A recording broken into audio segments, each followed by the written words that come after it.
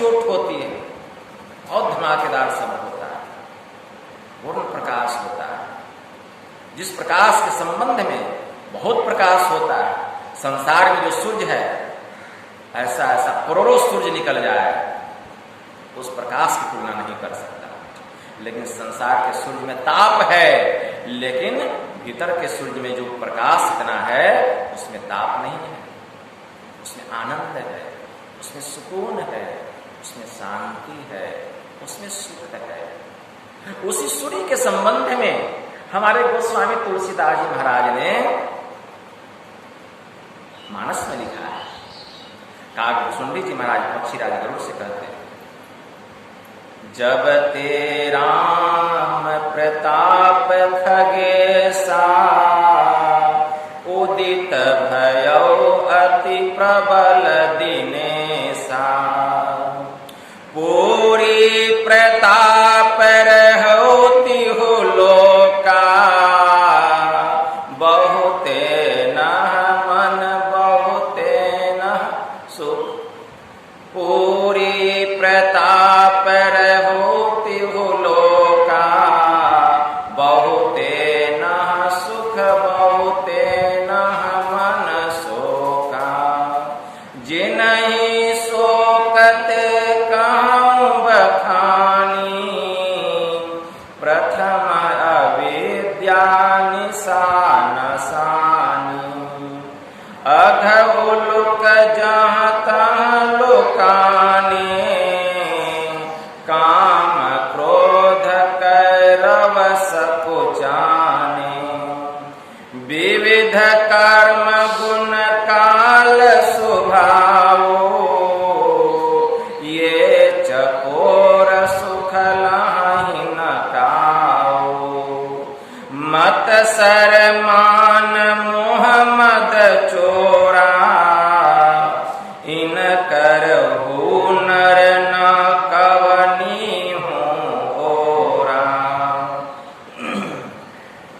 धर्म तराग ज्ञान विज्ञाना ये पंकज बिगसे विधि नाना सुख संतोष विराग विवेका विगत शोक ये कोक अनेका यह प्रताप रवि जाके उर करहि जब प्रकाश पाछिल बारहि प्रथम जे कहे तो पावहि नाश। जिनके अंतःकरण में यह सूर्य प्रकट हो जाता है, हे खगेश, जो जो बात मैंने कही पहले वह सब नष्ट हो जाते हैं, और जो पीछे कही वह सब बढ़ जाता है, सब बढ़ जाता है। पहले जो बात कही उसका नाश हो जाता है। पहले क्या कही? पहले कही जब ते राम प्रताप खगेसा उदित भयौ अति प्रबल दिनेसा पूरी प्रताप रहो लोका बहुते न सुख बहुते न मन शोका जिन्हें शोक ते कहूँ बखानी प्रथम अविद्या निशान सानी। शोक किसको होता? पहले अज्ञानता रूपी रात्रि का नाश हो जाता है। सबसे पहले अंधकार को शोक होता है। जिसके अंतःकरण में त्रिकुटी महल में यह सूर्य प्रकाशित हो जाता है, उसके अंतःकरण का जो अंधकार है उसका नामो निशान समाप्त हो जाता है।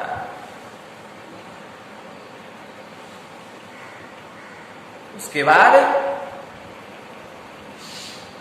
काकभूषुंडी जी महाराज पक्षीराज गरुड़ से कहते हैं, प्रथम अविद्या निशान सानी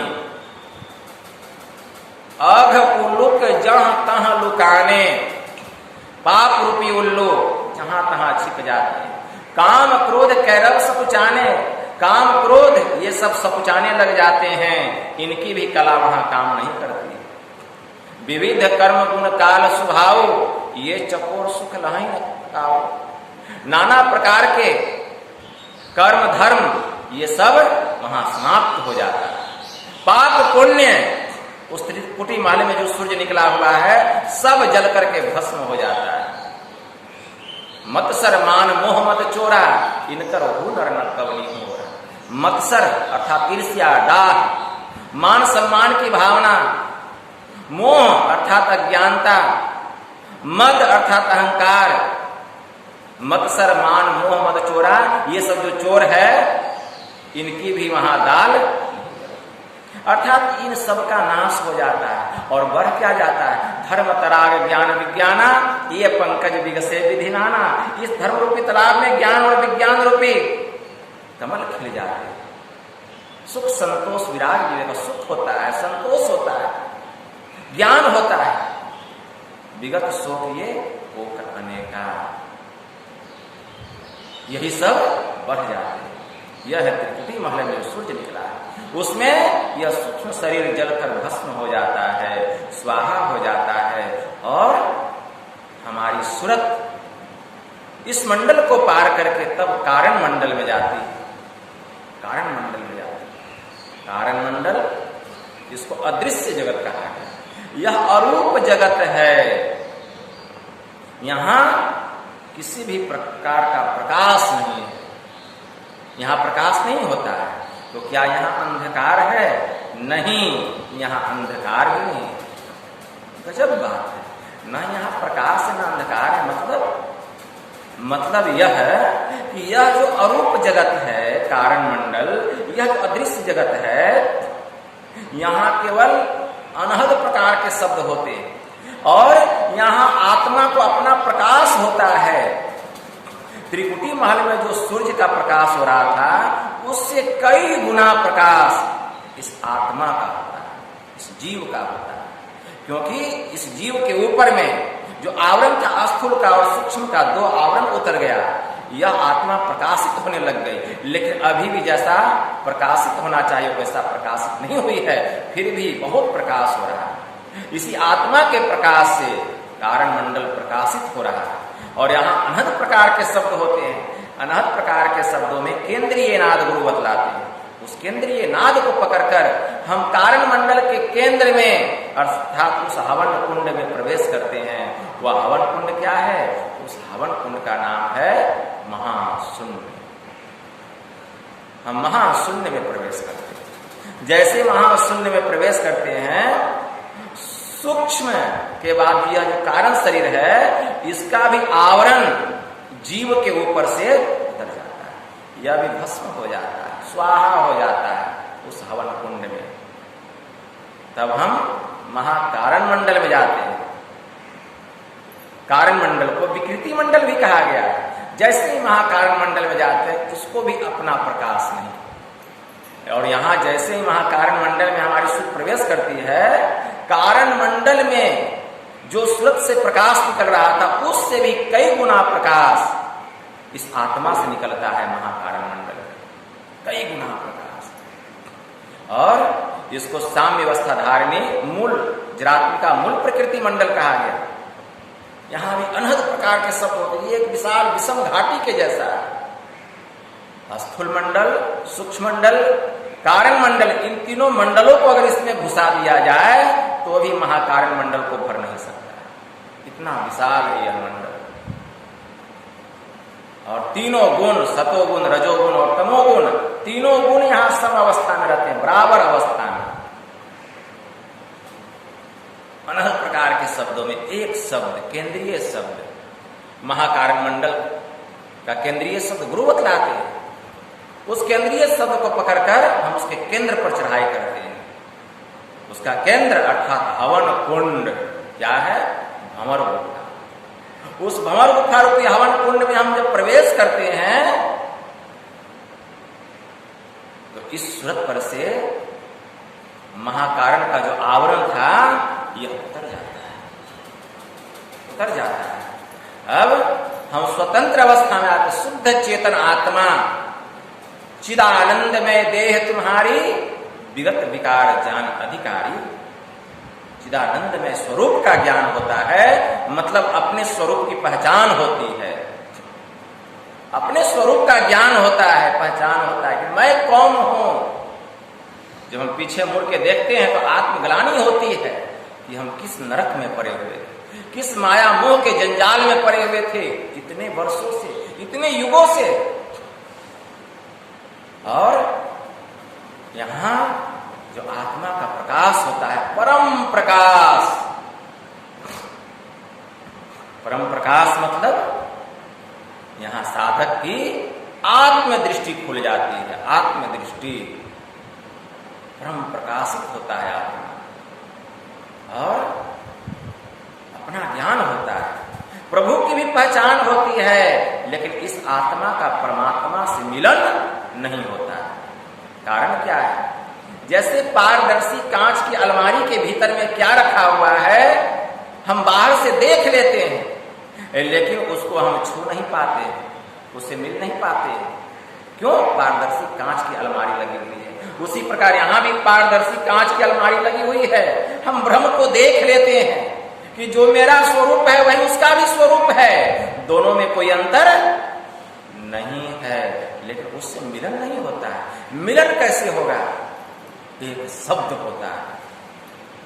कारण मंडल में अनहत प्रकार के नाद नहीं होते हैं, यहां केवल अनाहत शब्द होता है जो बिना किसी कंप और ठोकर के हो रहा है। और इस नाद के केंद्र, ब्रह्मनाद का केंद्र स्वयं परम पिता परमात्मा, वही हवन कुंड है, वहीं से वह शब्द आ रहा है। और वह सब सृष्टि के कण कण में हो रहा है, लेकिन सब जगह उसकी अनुभूति नहीं होती है, क्योंकि हम जड़ और इंद्रियों के संग में रहते हैं। लेकिन यहाँ कारण मंडल में जड़ और इंद्रियों के आवरण से हम अपने को अलग कर चुके हैं, जड़ से चेतन अलग हो चुका है। यहीं पर इस नाद की अनुभूति होती है। जब इस नाद की अनुभूति होती है, कब? जब आत्मा प्रकाशित होती है, साधक को आत्मदृष्टि खुल जाती है, उसी के द्वारा उस नाम का ज्ञान होता है। नाम डोर है गुप्त, कौ नहीं जानता, नी अक्षर का रूप दृष्टि नहीं आवता, रंकार आकार पवन को देखना। अरे हारे पलटू देखता है कोई संत और सब पेखना, जो कोई चाहे नाम को सो नाम अनाम है जी, लिखन प्रण में आवे नाही, नी अक्षर काम है जी। रूप कहे अनुरूप पवन अनुरेखते, अरे हारे पलटू गैव दृष्टि से संत नाम वह देखते। गैव दृष्टि किसको कहा गया? गैव दृष्टि से संत नाम वह देखते। गैव दृष्टि आत्मदृष्टि को कहा गया। उसी आत्मदृष्टि के द्वारा उस नाम का ज्ञान होता है, उसकी पहचान होती है। एक संत हो गए, संत यारी साहब जी महाराज, उनकी वाणी में आया, क्या जामे जमशेद का, अरे क्या सिकंदर ऐन, अरे दिल चश्मा सो देखिए अभिगत सूझत नैन। जमशेद के एक बड़े सेठ जी हुए, उन्होंने एक बहुत बड़ा सुंदर प्याला बनाया, जाम बनाया। उस जाम से, उस प्याले से बहुत दूर की वस्तु दिखाई देती थी। उसके बाद सिकंदर लोदी हुए, उन्होंने अपने समय उससे भी दूर तक देखने के लिए एक आईना का निर्माण किया, आईना बनवाया। उस आईने से जमशेद के बनाए हुए व्यक्ति से भी दूर तक की वस्तु सिकंदर लोदी के बनाए हुए आईने से दिखाई देती थी। इन दोनों की तरफ इशारा करते हुए संत यारी साहब जी महाराज कहते हैं, अरे जमशेद के बनाए हुए जाम और सिकंदर के बनाए हुए आईने से देखना भी कोई देखना है, दिल चश्मा सो देखिए अभिगत सूझत नैन। दिल चश्मा मतलब आत्मदृष्टि, आत्मदृष्टि से देखिए, जिससे अविगत सूझत नैन, जिससे अविगत मतलब सर्वव्यापक परमात्मा का दीदार होता है, दर्शन होता है। यहां साधक की आत्मदृष्टि खुल जाती है, इसी के द्वारा उस नाम का ज्ञान होता है। और चार जड़ मंडल के केंद्रीय नाद को तो हमारी सुरत पकड़ती थी, लेकिन चेतन मंडल में जो केंद्रीय नाद हो रहा है, इसको सुरत नहीं, बल्कि उस नाम में इतना पावर है, इतना चुंबकीय गुण है कि वह सुरत को ही अपनी ओर पकड़ कर खींच लेता है, खींच लेता है।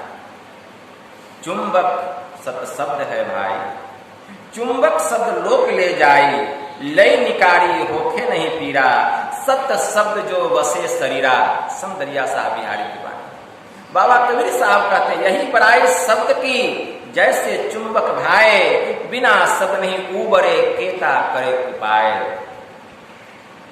कितना भी उपाय कर ले, बिना शब्द का मुक्ति मिलने वाला, कल्याण होने वाला नहीं है। वही सार शब्द, वही ब्रह्मनाद सुरत को पकड़ ओर खींच लेता है और जहां से आया था वहां लेकर चला जाता है। वह सद ब्रह्म के पास से आया था और इस आत्मा को परमात्मा में ले जाकर के मिला देता है।